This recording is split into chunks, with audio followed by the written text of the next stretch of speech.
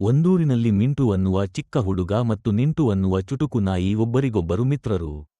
Mint ಏನನ್ನೂ ತಿನ್ನಲು ಕೂತರೆ ನಿಂಟು ಬಂದು ಪುಟ್ಟ ಕಣ್ಣುಗಳಿಂದ ನೋಡಿ ಬಾಲ ತೂಗುತ್ತಾ ಸದ್ದಿಲ್ಲದೆ ಬಾಯಲ್ಲಿ ಕದ್ದು ಹೋಗುತ್ತಿತ್ತು. ಒಂದು ದಿನ ಮಿಂಟು ಬಿಸಿ ಬೋಂಡಾ ಹಿಡಿದು ಮೈದಾನದಲ್ಲಿ ಕುಳಿತುಕೊಂಡಿದ್ದ.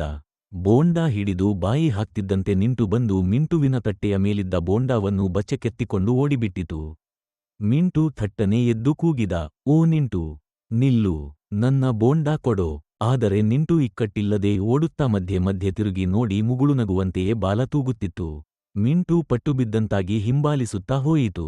ಕೊನೆಗೆ ನಿಂಟು ಬೋಂಡಾವನ್ನು ಕಿತ್ತಾಡುತ್ತಾ ಬಿಸಿಲಿನ ಕೆಳಗೆ ತಿನ್ನಲು ಕೂತಾಗ ಮಿಂಟು ಮುಗುಳು ನಗುತ್ತಾ ಹೇಳಿದ, ನಿಂಟು, ನೀನು ನಾಯಿ ಅಲ್ಲಪ್ಪ, ಬೋಂಡಾ ಕದಿಯೋ ಬೋಸಯ್ಯ. ಅವನ ಮಾತು ಕೇಳಿ ಎಲ್ಲ ಮಕ್ಕಳು ಹೊಟ್ಟೆ ಹಿಡಿದು ನಕ್ಕಿದರು. ನಿಂಟು ಮಾತ್ರ ಬಾಲ ತೂಗುತ್ತಾ ಮತ್ತೊಂದು ತಮಾಷೆಗೆ ಓಡಿಹೋದ. ಪಾಠ: ನಾಯಿ ಮಿತ್ರನಾದರೆ ನಗುವೂ ಹೆಚ್ಚು, ತಿಂಡಿಯೂ ಕಡಿಮೆ.